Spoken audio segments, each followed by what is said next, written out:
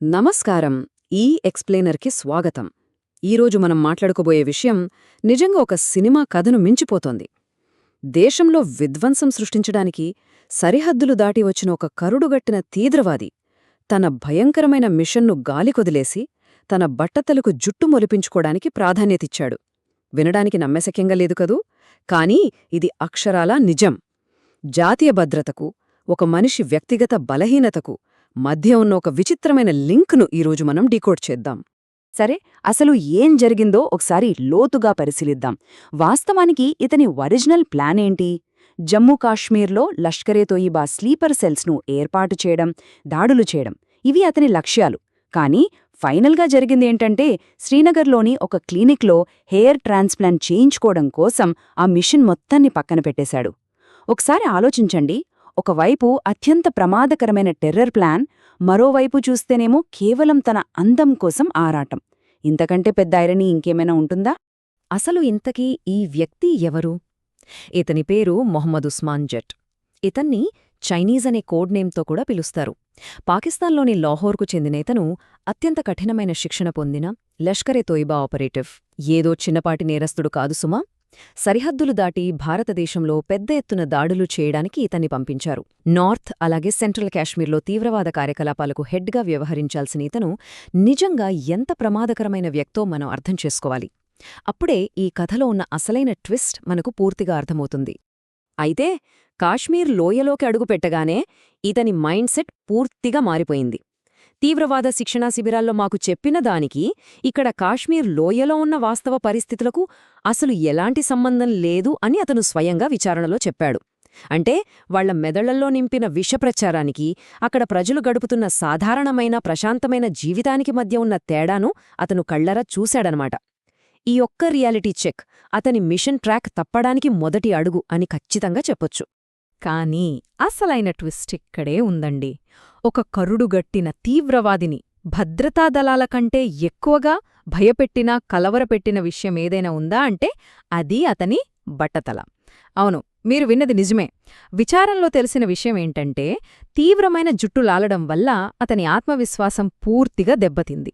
పైగా ఈ hair transplant అనేది కేవలం పాశ్చాత్య దేశాల్లో మాత్రమే దొరికే ఒక లగ్జరీ అని అతను అప్పటివరకు గుడ్డిగా నమ్మాడు. ఇక్కడే ఈ కథ ఇంకో ఊహించని మలుపు తిరుగుతుంది. కాశ్మీర్లోని కొండ ప్రాంతాల్లో ఉన్నప్పుడు ఈ ఉస్మాన్ జట్, జర్గాం అలాగే అబ్దుల్లా అనే మరో ఇద్దరు పాకిస్తానీ తీవ్రవాదులను కలిశాడు. వాళ్లు ఇతనికి ఒక నమ్మకమైన శ్రీనగర్ షాట్వాడిని పరిచయం చేశారు. ఇక్కడ ఫన్నీ విషయమేంటంటే, ఆ షాప్ అతను అప్పటికే హెయిర్ ట్రాన్స్ప్లాంట్ చేయించుకున్నాడు. ఇంకేముంది, తీవ్రవాదులకు మద్దతివ్వాల్సిన ఓవర్గ్రౌండ్ వర్కర్ నెట్వర్క్ కాస్త చివరికి ఇలా కాస్మెటిక్ ప్రొసీజర్స్ డిస్కస్ చేసుకునే ఒక కన్సల్టేషన్ గ్రూప్గా మారిపోయింది. ఆ తర్వాత జరిగిన ప్రాసెస్ చూస్తే మనకు మతిపోతుంది. అతను తన టెర్రర్ ఆపరేషన్స్ మానేసి ఈ కాస్మెటిక్ ప్రొసీజర్ కోసం తిరగడం స్టార్ట్ చేశాడు. ముందుగా షాప్వాడిని కలిసి ఎలాగైనా తనకూడా ఈ ట్రీట్మెంట్ అరేంజ్ చేయాలని బతిమిలాడాడు. ఆ తర్వాత శ్రీనగర్లోని ఒక స్పెషలైజ్డ్ క్లినిక్కి వెళ్లి సక్సెస్ఫుల్గా హెయిర్ ట్రాన్స్ప్లాంట్ చేయించుకున్నాడు కూడా. ఈ ప్రాసెస్ కోసం ఆ క్లినిక్లో కొన్ని రాత్రులు రహస్యంగా ఉండాల్సొచ్చింది. తన ఐడెంటిటీ బయటపడితే ప్రాణాలకే ప్రమాదమని తెలిసినా కేవలం జుట్టు కోసం ఆ రిస్క్ తీసుకున్నాడు అంటే అతని పిచ్చి ఏ స్థాయిలో ఉందో అర్థం చేసుకోవచ్చు. సరే, ఇది ఇలా ఎలా డెవలప్ అయిందో ఇప్పుడు చూద్దాం. శ్రీనగర్ క్లినిక్లో హెయిర్ ట్రాన్స్ప్లాంట్ పూర్తయిపోయింది కదా. ఆ తర్వాత ఉస్మాన్ జట్, అతనితో పాటు అబూ హురైరా ఇద్దరూ కలిసి ఎవరికీ అనుమానం రాకుండా ఒక ప్యాసింజర్ వెహికల్లో జమ్మూకి చేరుకున్నారు. అక్కడి నుండి పంజాబ్లోని మలేర్కోట్లకు పారిపోవడానికి ఒక స్లీపర్ బస్సునెక్కారు. అచ్చం ఒక సినిమాల్లో చూసే క్లాసిక్ ఎస్కేప్ రూట్లాగా అనిపిస్తోంది కదూ. అలా పంజాబ్కు చేరుకున్న తర్వాత అతని లైఫ్ స్టైల్ చూస్తే ఎవ్వరైనా ఆశ్చర్యపోవాల్సిందే. అతను తన తీవ్రవాద గతాన్ని పూర్తిగా వదిలేసి ఒక సాధారణ పౌరుడిలా స్థానికుల్లో కలిసిపోవడానికి ట్రై చేశాడు. మలేర్కోట్లలో సెటిల్ అయిపోయి రోజంతా ఖాళీగా టర్కిష్ టీవీ షోలు చూస్తూ టైంపాస్ చేసేవాడు. అంతేకాదు, ఇంగ్లీష్ భాష కూడా నేర్చుకోవడం మొదలుపెట్టాడు. ఎంతో ట్రైనింగ్ తీసుకున్న ఒక సాయుధ తీవ్రవాది ఇలా టీవీ సీరియల్స్ చూస్తూ ఇంగ్లీష్ నేర్చుకుంటూ నార్మల్ లైఫ్ లీడ్ చేయడం నిజంగా ఎవ్వరూ ఊహించని విషయం. ఇక ఇక్కడ్నుంచి అతని అసలు ఎగ్జిట్ స్ట్రాటజీ మొదలైంది. ఎలాగైనా ఇండియా నుంచి ఎస్కేప్ అయిపోయి ప్రశాంతంగా లైఫ్ సెటిల్ చేసుకోవాలని డిసైడ్ అయ్యాడు. దానికోసం ముందుగా ఒక ఒరిజినల్ ఆధార్ కార్డ్ అలాగే ఒక పాన్ కార్డ్ సంపాదించాలనుకున్నాడు. ఆ డాక్యుమెంట్స్ పెట్టి ఒక ఇండియన్ పాస్పోర్ట్ క్రియేట్ చేసి అక్కడ్నుంచి ఏదైనా గల్ఫ్ దేశానికి ఫ్లైట్ ఎక్కేయాలన్నది అతని ప్లాన్. అటు తన టెర్రర్ హ్యాండ్లర్స్ నుంచి ఇటు మన భద్రతా దళాల నుంచి ఒకేసారి శాశ్వతంగా తప్పించుకోవడానికి ఇదొక మాస్టర్ ప్లాన్ అని అతను భావించాడు. ఇక్కడ మనం ఒక ఇంట్రెస్టింగ్ పాయింట్ గమనించాలి. ఉస్మాన్ జట్ ఈ నకిలీ ఐడీల ప్లాన్ వేసుకోడానికి ఒక ఇన్స్పిరేషన్ ఉంది. ఆ ఇన్స్పిరేషన్ పేరే ఉమర్ అలియాస్ ఖర్గోష్. ఖర్గోష్ అంటే హిందీలో కుందేలు అని అర్థం. కరాచీకి చెందిన ఈ ఖర్గోష్ 2024లో రాజస్థాన్లోని జైపూర్ నుంచి ఒక ఫేక్ పాస్పోర్ట్తో ఏకంగా ఇండోనేషియాకు పారిపోయాడు. మన ఉస్మాన్ జట్ కూడా సేమ్ టు సేమ్ అలాగే తన ప్లాన్ సక్సెస్ అవుతుందని పగడి కలలు కన్నాడు. కానీ గ్రౌండ్ మీద రియాలిటీ వేరేలా ఉంది. అతని కలలన్నీ ఒక్కసారిగా కుప్పకూలాయి.